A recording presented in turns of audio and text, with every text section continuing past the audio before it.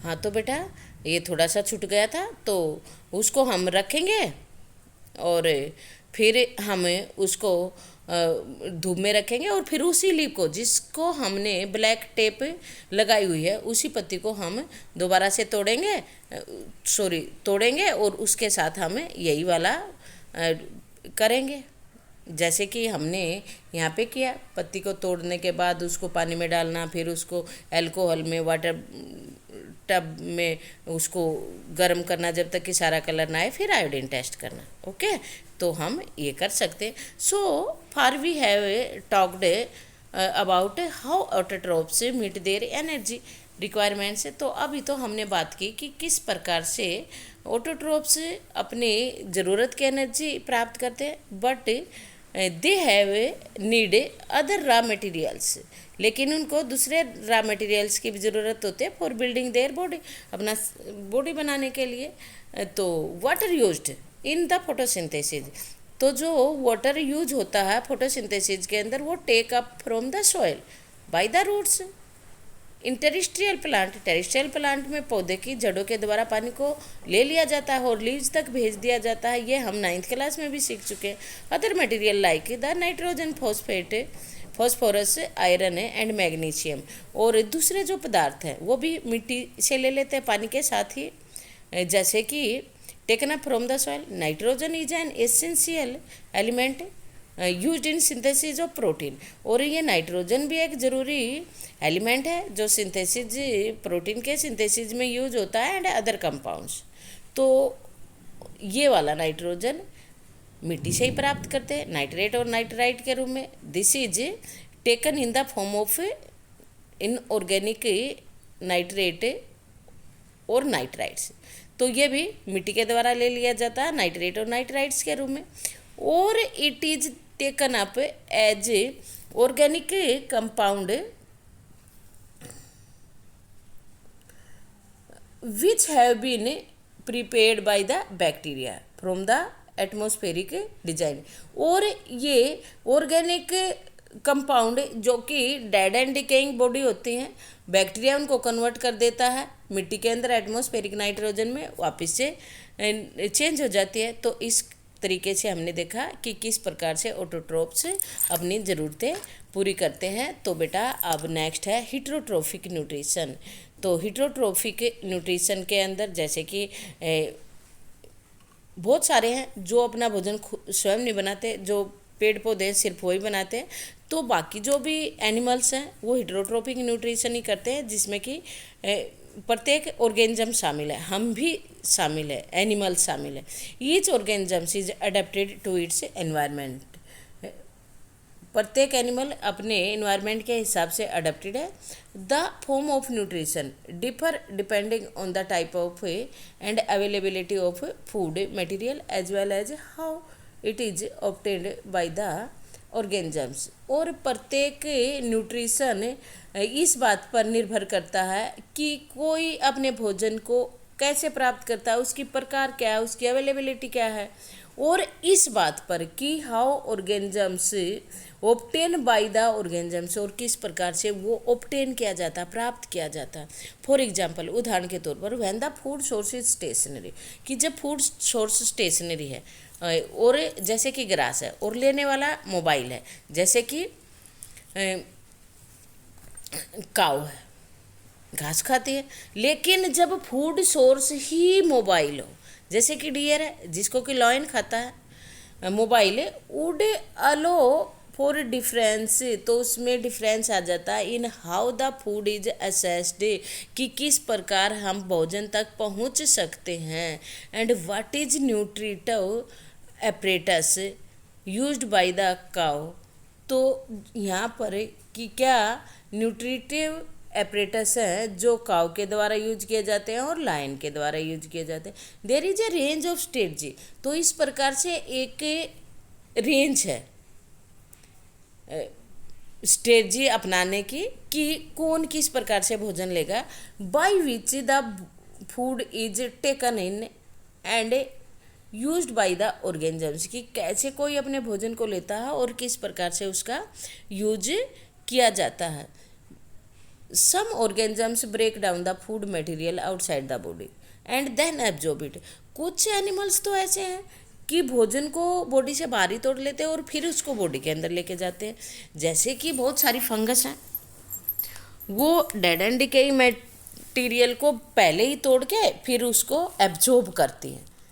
तो एक तो तरीका ये है बेटा, what can be taken in and broken down depends on the body design.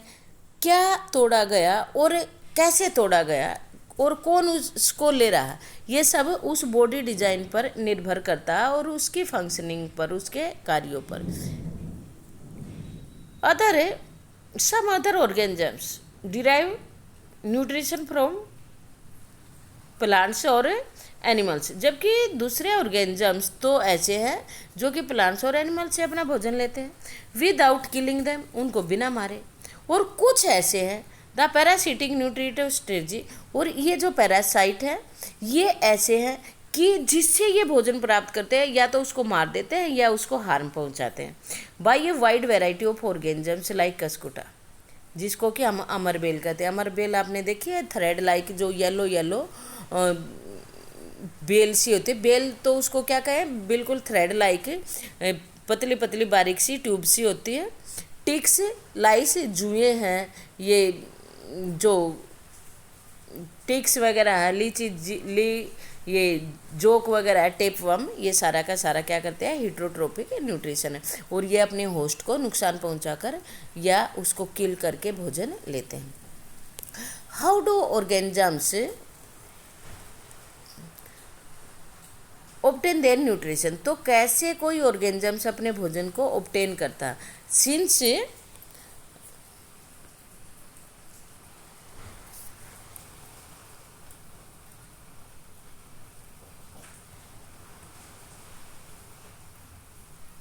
Since the food and the way it is obtain differ.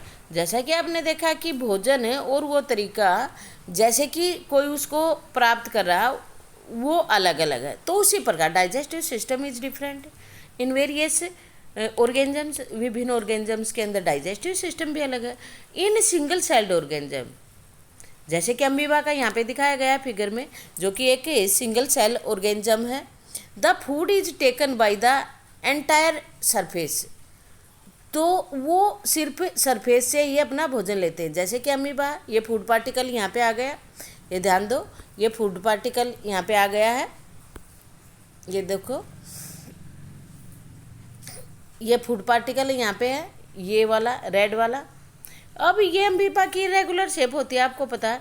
तो फूड के अराउंड ये आउट ग्रोथ हो गई, सूडोपोडिया। अब जब ये भोजन अंदर हो गया पूरी तरह से, तो ये ग्रो किया, आपस में हो गया और ये वाली अंदर वाली ये वाल डिजोल्व हो गई, तो ये जो फूड है ये यहाँ पर फूड वैक्यूल में आ गया। तो ये फूड वैक्यूल इसको डाइजेस्ट करेगा, डाइजेस्ट करके सेल में बाकी साइटोप्लाज्म में एब्जॉर्ब हो जाएगा, जो इसका वेस्ट बचा ये फिर यहाँ पे बॉडी के सरफेस के पास आ जाएगा और फिर इसी तरीके से ये इसको बाहर थ्रो आउट कर देगा। तो ये सिंगल सेल की बात थी बेटा। अमीबा के अंदर न्यूट्रिशन ऐसे होता है। तो यहाँ पे देखो आप, एक मिनट, 1 सेकेंड प्लीज।